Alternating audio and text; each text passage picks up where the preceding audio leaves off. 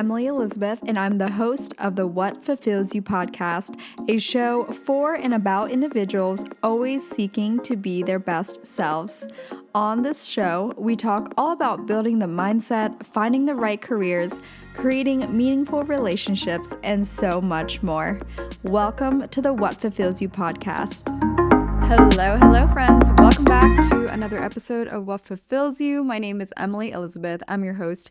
And today's episode is a short bonus episode for the week. And this topic is a popular one amongst a lot of you. It is surrounding morning routines and habits, and ultimately, from my perspective, how to create space for yourself before the world wakes up.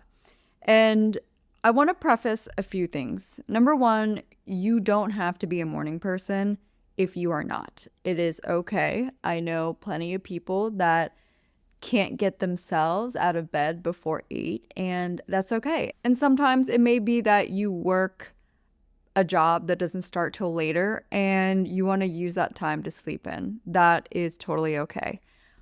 That being said, if you have been wanting to make shifts in how you start your day, you want something relatable, something actionable, this episode is for you.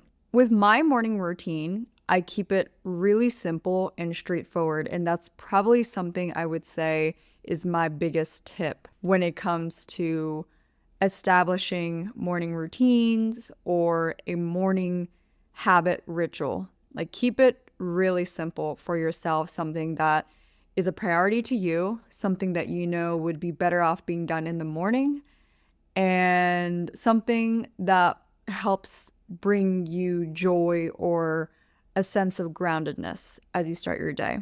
So for me, it is two things. Number one, physical activity. I prefer to do that in the morning. Even when I'm stupid tired, I do prefer that because the end of the day, I like to either decompress or I like to go and have dinner with friends. I like to use that for socializing time. And so when I think about what a fulfilling life looks like to me, and I want to maximize all the time I have, I want to be able to leave room in the evening for the potential to meet up with my friends or meetings with my clients or, even work later if I need to, because I do start my day later. Again, that is just how my lifestyle is because I get to choose my hours. But this might be similar to you if you work hybrid or remote, and if you have remote days, maybe you get to design your remote days a little bit more intentionally. That's personally where I would start. So a morning workout is a must for me, and it can be even something as short as 10 minutes. And I'm not joking with you guys. Even if it's a 10-minute workout, I still put it in my calendar. Or if it wasn't in my calendar, or let's say the original thing in my calendar was a 30-minute workout and I woke up late or I'm running late because I don't know, maybe I started cleaning my apartment or something and I got lost in it, right? Like, it happens to me all the time. So if I realize I'm running behind, but I know that I still need to get some sort of movement in, I would typically do a 10-minute workout, and then I would just revise that in my Google Calendar just so that when I am taking a look at my week and how I did, I can see, okay, I didn't miss that day, but I also only did 10 minutes. 10 minutes for me could be maybe 10 minutes on the treadmill on an incline. It could be 10-minute walk outside. It could be, I don't know, maybe 10 minutes of stretching or 10 minutes of abs and stretching, right? It goes a long way, you guys. Like, 10 minutes goes a long way. But for me, at this point in my life, it typically is between tennis, skating, yoga, long walks, or Pilates.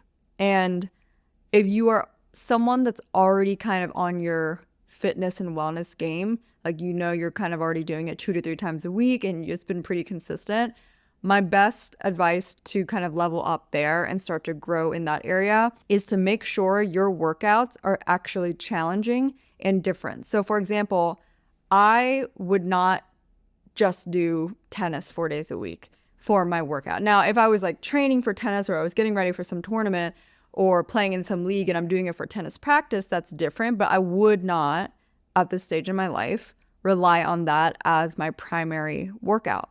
Why? Well, number one, I'm only doing one form of workout. And number two, my body is going to be so used to it as a form of a workout that it's not going to be changing as drastically. So it's kind of like, some people say like it's kind of like dating. You want to keep them on their toes, right? Or the early stages of dating if you're like that. But I kind of joke with myself. I try to keep my body on its toes. Like it doesn't know what it's going to get, and it keeps it challenged. If your body feels challenged, it can actually have some growth, right? Just like personal growth. So I do tennis twice a week right now. Ideally, I try to do 3 times a week, but doing it twice a week enables it for each time that I play. There's enough days in between where I can still feel some slight soreness.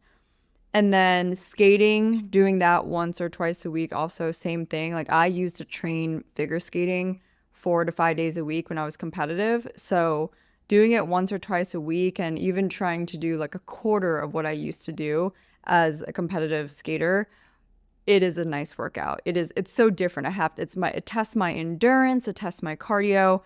On the flip side, I have calmer days, of course, and that's still really good for my body, good for my mobility. So I do yoga. I probably do that usually once a week, or if I don't do yoga that week, I definitely do a long walk. A long walk where it's intentional. I don't listen to music. I'm very present. Sometimes I'll do it with a friend. So before the holidays and around Christmas time, I have a friend that we both like to get up early and just get moving. And so up until the coldest part of winter, we were doing sunrise walks together.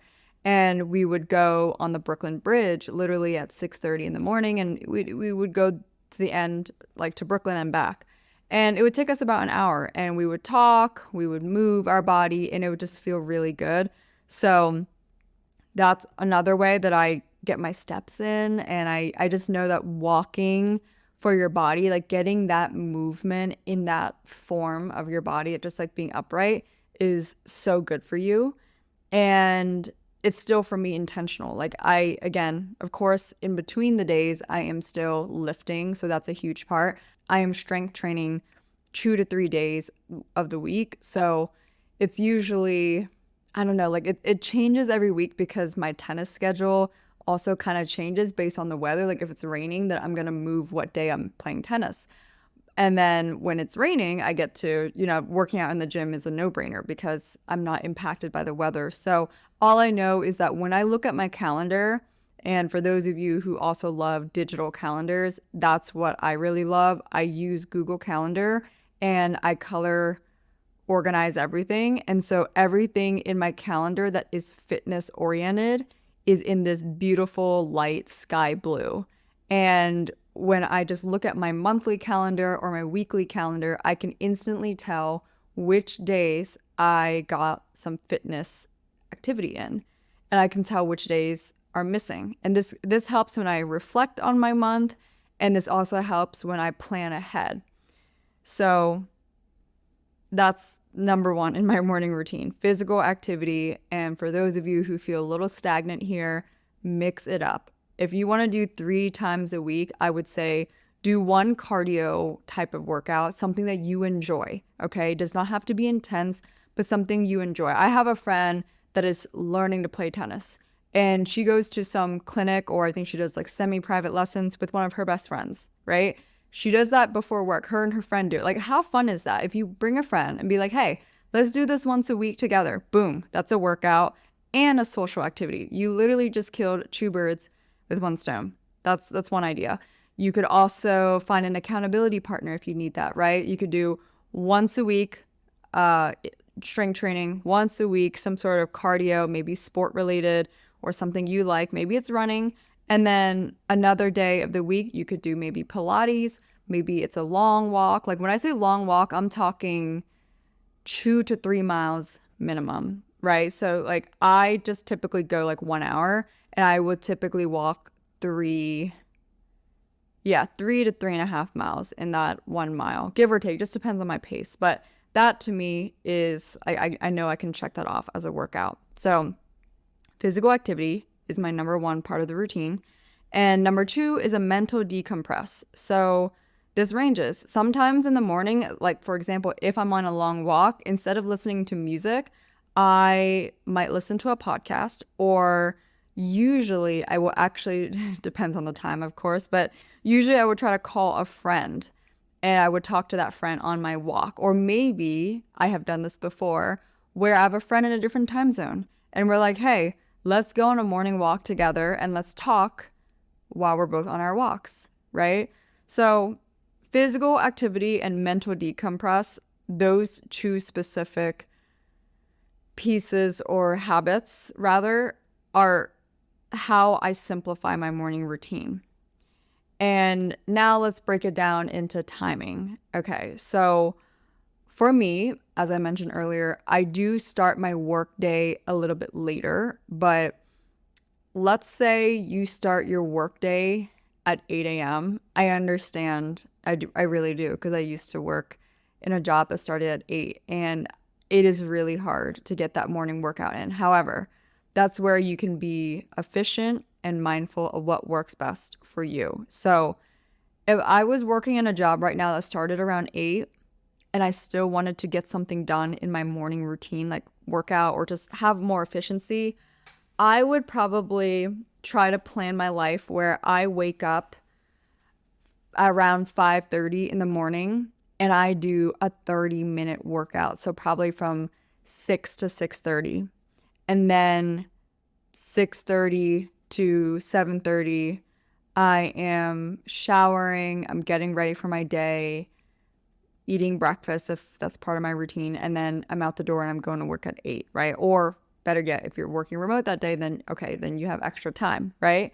That's how I would do my morning routine. Very simple, very straightforward, and it's prioritizing what's most important. Maybe you're a listener and you don't prioritize your physical fitness as much. That's okay too. Although I'm always going to advocate for it because it is a big part of my childhood and a big part of my background. So I'm always going to emphasize like that is huge for your health across the board. And this podcast focuses on your overall mental health, right? Your overall well-being, your overall figuring out how to live and feel fulfilled in a fulfilling life. While I highly recommend and encourage a morning workout, if that's not a priority for you, then I would say go straight to a mental decompress. So if I were in your shoes, I would probably do a quick walk outside. I would just go straight outside. I'd put my phone down. I'd get the fuck out of bed. I would splash cold water on my face. Sometimes if I'm really sleepy, like this morning, I rolled my face with its ice roller. It woke me up. I rolled it over my eyes. It felt really great. And then after that, I went to the gym. But if you're not trying to go to the gym or you're just trying to keep it, all mental, right? All right, go on that walk, go outside, do it for 10 minutes, feel the fresh air. All right, 10 minutes after, get back inside, do a quick 5-minute journal practice. Very, very simple. Write down, I am grateful for ... Write down 3 things. Make it simple. Make it simple for yourself. Don't overthink it. Just write it down. It could be as simple as, I am so grateful for the white coffee mug that I have. It doesn't matter. Write those down. And having that as a habit, we talk about it all the time, right? Oh, gratitude practice this, gratitude practice. Yes. But it truly is a mental connection, like a mind and body connection of recognizing how much you do have in your life and how wealthy you are in that way. And we think that we can just do it without writing it down, and we can, but it is night and day so impactful when you write it down. It's also why we remember things better when we handwrite rather than typing. Yeah, so that's a great way to practice, and then from there get into your workday, right? I know some friends that don't have to start work or don't get into the office until 10 a.m., which is even better. If that was your schedule, then I would say my personal approach would be, okay, I would probably wake up around closer to like 6 or 6:30. I'd get my physical workout in and do the same thing. Physical activity, my mental decompress, take care of myself, fuel for the day, get my protein in, whatever, and then out the door going to work. That's how I would do my morning routine. But one of the most important aspects of this in creating space for yourself before the world wakes up is making sure you go to bed at a reasonable time that enables you to wake up with extra time for yourself, And for some of you, you could jump it back and go 1 hour earlier and you can run with it, right? For some of you, you might have to bump it back 10 minutes per week. Okay, so maybe right now you wake up at 8, then you might need to start with waking up at 7:50 or 7:45 for a whole week first. And then the following week, bump it down to 7:30. And then the following week, bump it down to 7:15. You know what I mean? Like that might be something you have to do and just figuring that out. But if you wake up and give yourself an extra 15 to 30 minutes, it is game changing. And I will reiterate this every time. I wake up around 6 to 6:30 every day, sometimes 7. It depends on what the night before was, and it depends on what my day looks like. So I have given myself grace to wake up at 7. That's no issue for me. But a lot of times I'm up at 6 o'clock or 5:50, especially if I'm playing tennis. And what do I do the night before? I make sure I am asleep and in bed by 10 p.m. So make sure you think about that. In other words, how are you setting yourself up for success the next day? How are you setting yourself up so that you don't wake up and feel super shitty because you don't feel like you had enough sleep, right? I also love this thing that Mel Robbins talks about, which is the 5, 4, 3, 2, 1. And I know a lot of people have gotten into it, but if you've never heard about it, it's a very simple practice, which you basically say to yourself as your alarm calls you up and you don't feel like getting out of bed. I've done this myself before, by the way, you guys. I am disciplined, but I'm also, I don't want to, and I don't feel like it every other day. I really don't. Okay, so I'm just like you guys, but I have figured out what will snap me out of bed. And maybe for you guys, some of you are like, well, this shit's easy for me, and that's amazing, right?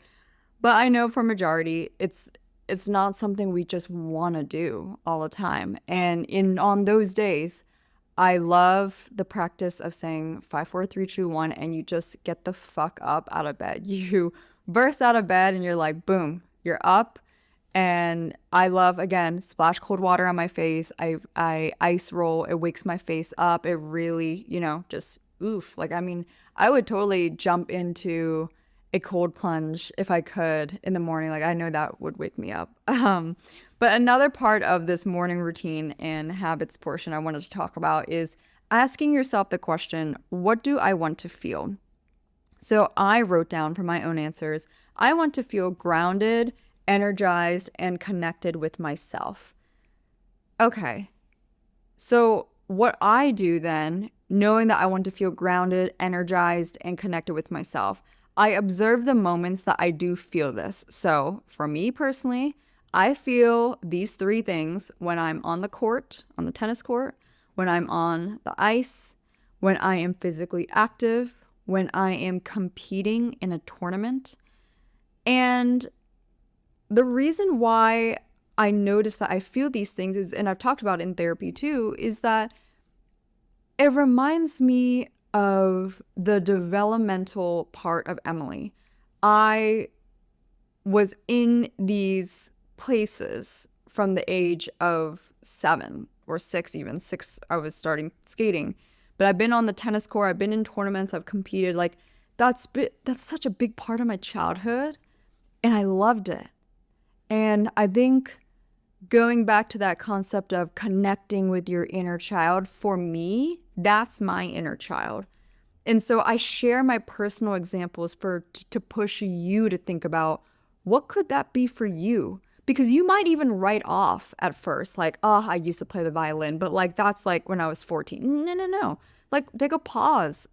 What if you were to revisit that, right? And maybe you don't care about that, and that's different.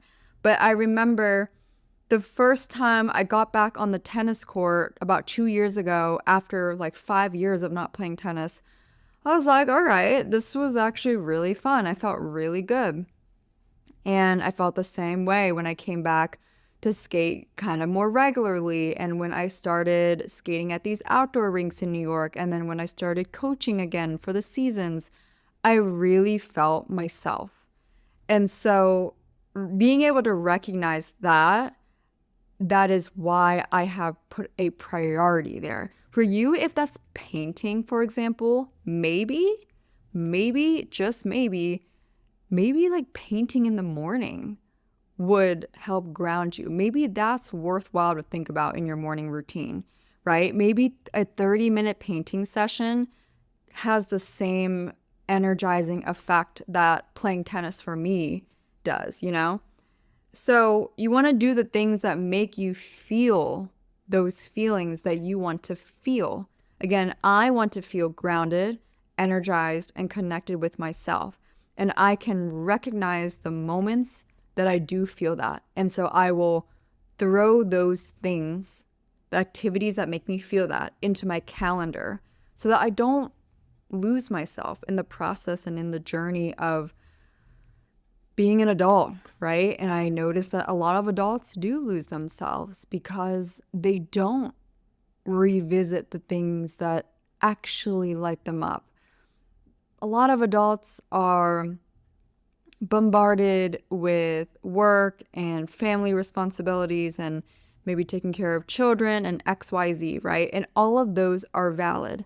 But there comes a point, and obviously I'm saying this as a 20-some-year-old, but even when you are a parent, or right? Or even when you are just in a different chapter of life, if you don't fill your cup, if you're not showing up 100% because you don't feel 100% yourself, it's going to impact the other people around you. You can't pour from an empty cup, right? So it's kind of like the irony, which is that you can try to prioritize other things and other people, but if you're a sinking ship, everyone is going to sink. So you are, not to be an asshole, but it's kind of like you're kind of doing a disservice to the people that you're claiming to help if you're neglecting yourself to help the other people, but you're going to end up like sinking them too. You know what I mean?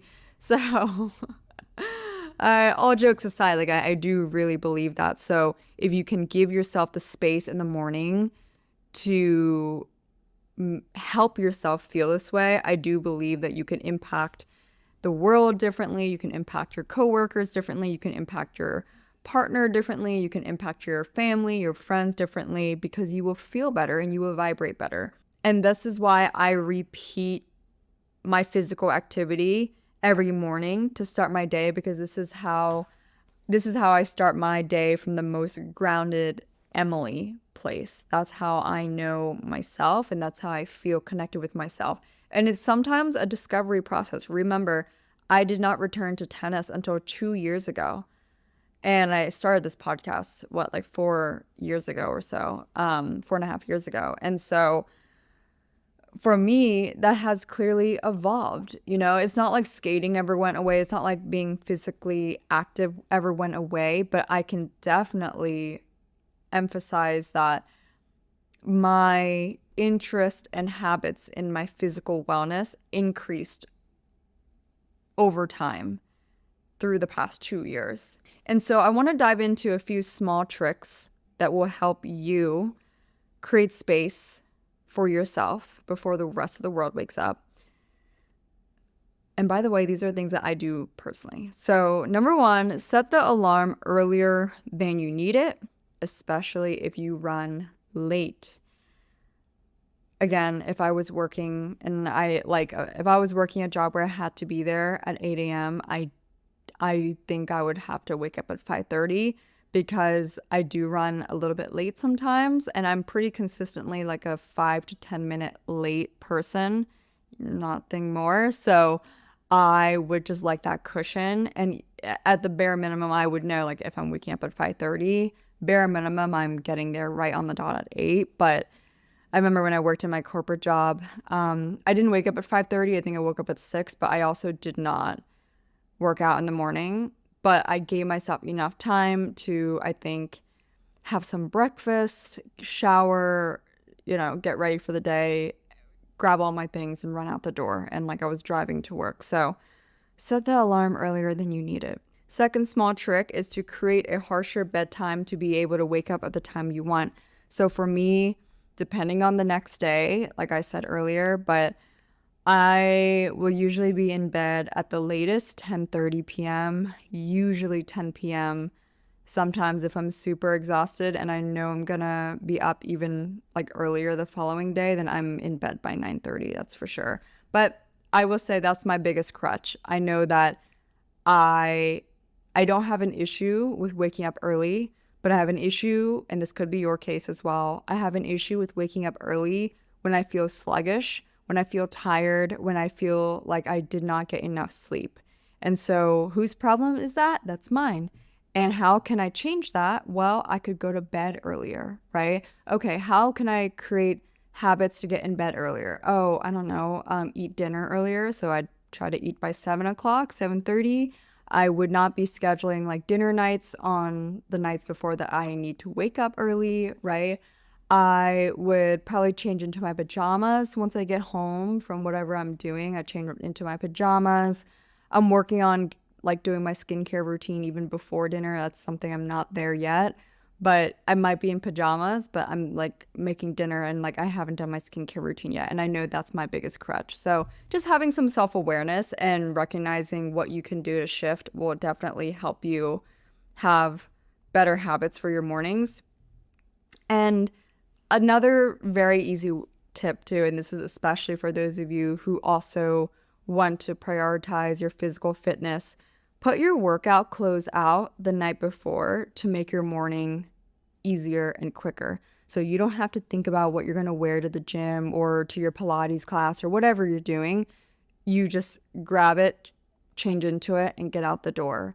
I do this probably 70% of the time, not always because I don't always need to do that, but I can kind of sense when I might just need that push. So if I have extra time the night before, I will set out my workout clothes, just like my leggings, my tank top, my socks, or like if I'm playing tennis, I'll set out my tennis outfit, and it definitely saves time. Like I don't have to think. I just know like I gotta just put this stuff on and I'm out the door. So those are my small tricks and my overall thoughts on my morning routine, my habits in the morning, and again, how you can find better ways to give yourself the space that you need.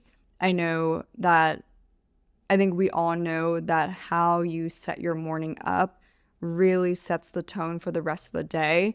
And I don't think this stuff is extreme either. I'm not saying wake up at 5, wake up at 4 a.m., do a cold plunge, go to the sauna. No, it's very simple. Morning routine, pick the top 2 priorities based on what it is that you want to feel in the morning.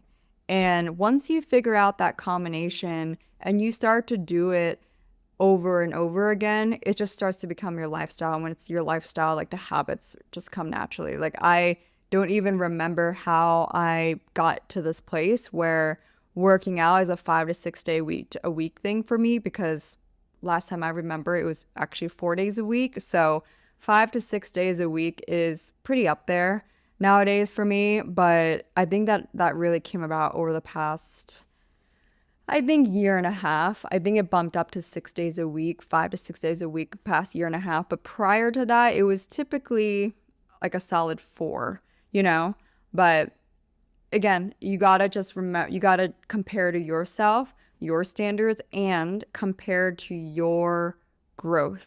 So as long as you're going upwards and not staying stagnant, I think that's a great place to start and figure out how you can slowly go up one level at a time. I hope this episode was helpful, gave you some inspiration for your morning routine, anything that you might need to tweak, or if you want to feel just some extra motivation to get your life together, get your morning together, and really create a lifestyle out of this. If you enjoyed this episode, let me know. Send me a DM on Instagram at Emily E. Duong or at What Fulfills You. And it would mean a lot if you've been a longtime listener and you have not rated the podcast or given a quick review yet, it would mean a lot if you could rate and review the podcast on Apple Podcasts or Spotify, but Apple would be amazing. And again, you can write just a quick note. It really means a lot, especially again, if you've been listening for a while and you know deep down you have not left any comments about the podcast yet. It really would mean a lot. So thank you so much, you guys. And as always, all of the podcast merch, including the What Fulfills You card game and the journal, which is a great pair for those of you who love a good journaling practice and some journal prompts. You can find that online at whatfulfillsyou.com. You can enjoy 10% off with the code WhatFulfillsYou10. Everything is linked and noted in the show notes. Thanks again for tuning in. I will chat with you all in the next one.